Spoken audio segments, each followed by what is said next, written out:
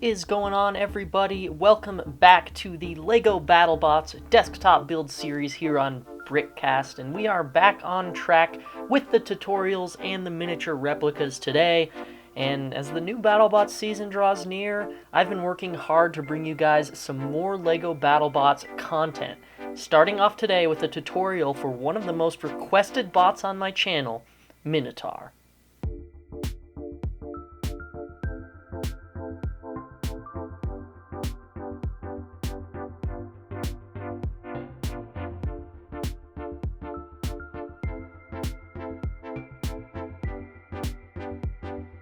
So before we go ahead and break down this robot and tutorial, let's just do an obligatory YouTube announcement. If you're watching from afar and enjoying my content, subscribe!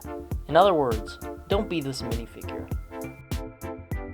So this is my BattleBots miniature build of Minotaur. It's nice and compact, it's got the signature gold drum spinner, and it's totally invertible. As you can see, it rolls in both directions. So obviously, the first and biggest challenge with building Minotaur was just trying to replicate its extremely compact design.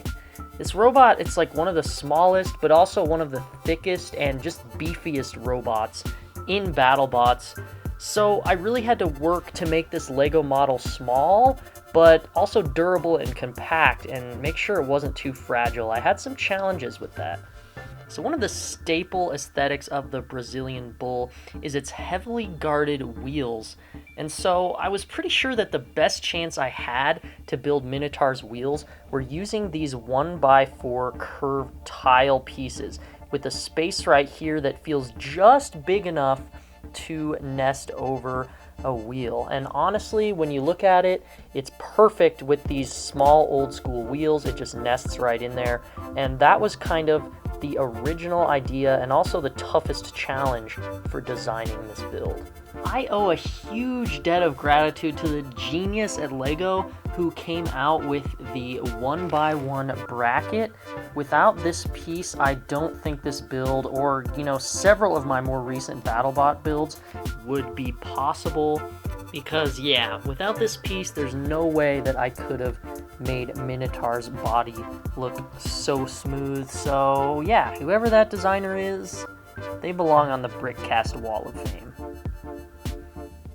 Anyway, before I get into the tutorial, I just wanted to talk a little bit about the weapon. So this gold pillar piece was perfect for a BattleBots drum spinner. Not only does it match the color, but it has this ridged texture, which kind of mimics the idea of teeth.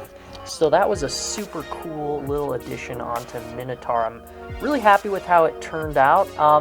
It's a little big compared to the rest of the robot. Like, as far as the actual Minotaur goes, the weapon is a lot more compact, but it kind of sticks with that motif that I've been doing on my BattleBot builds, where the weapon is of slightly exaggerated shape and size just for playability.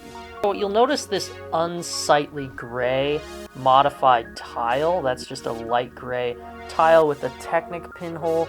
So that's actually a little patch I made to this build after I revisited it literally while I was scripting this video.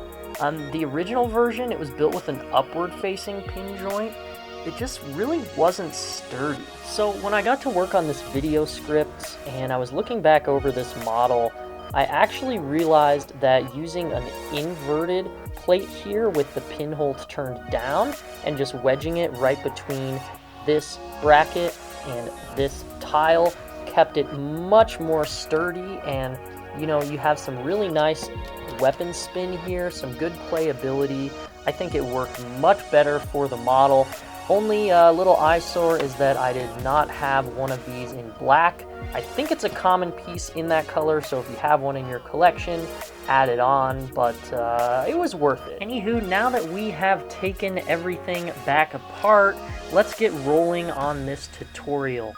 As always, follow along if you'd like, leave questions down in the comments, and stay tuned because we will have another sneak peek for the next bot replica after the tutorial. Let's get into it.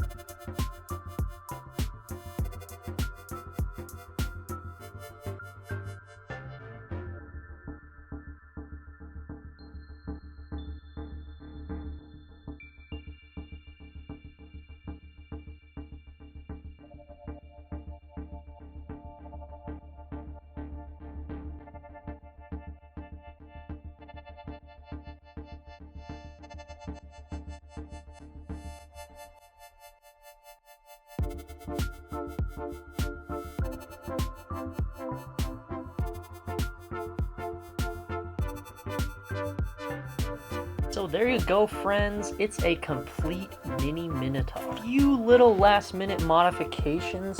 I like to hinge these teeth downwards, as you can see, because actual Minotaur has these tiny feeder wedges next to the drum, and I think this adjustment kind of captures and depicts that detail. Just make sure that you don't push them too far into the wheels, but it's pretty easy to see, so you can make that adjustment correctly. Obviously, Minotaur has this awesome bull decal on its top side, but you know, there was no way I could accomplish that with Lego at this scale.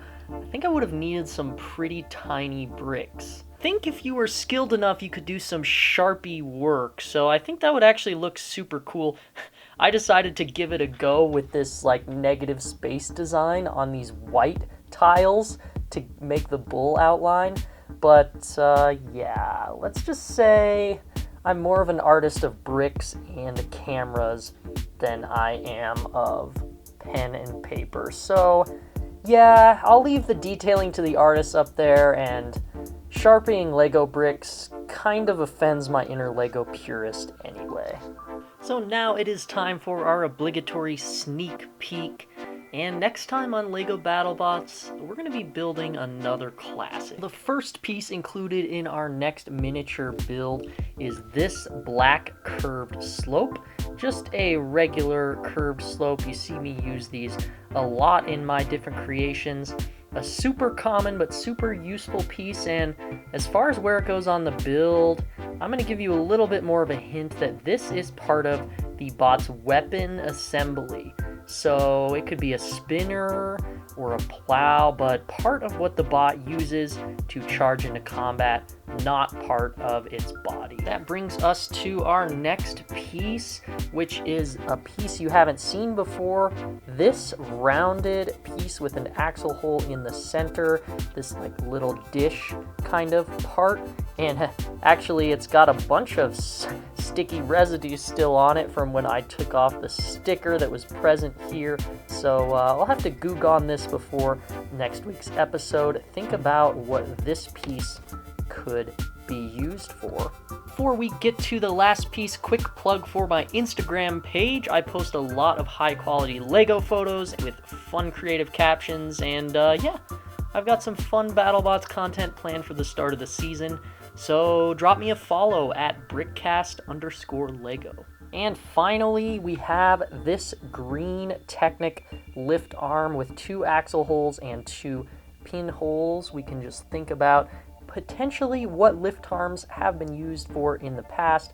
This is apparently kind of a rare color for this piece, so looks kind of cool in green. I really enjoy it, and I was excited to use it for that build. So that does it. Another awesome superstar bot in the books.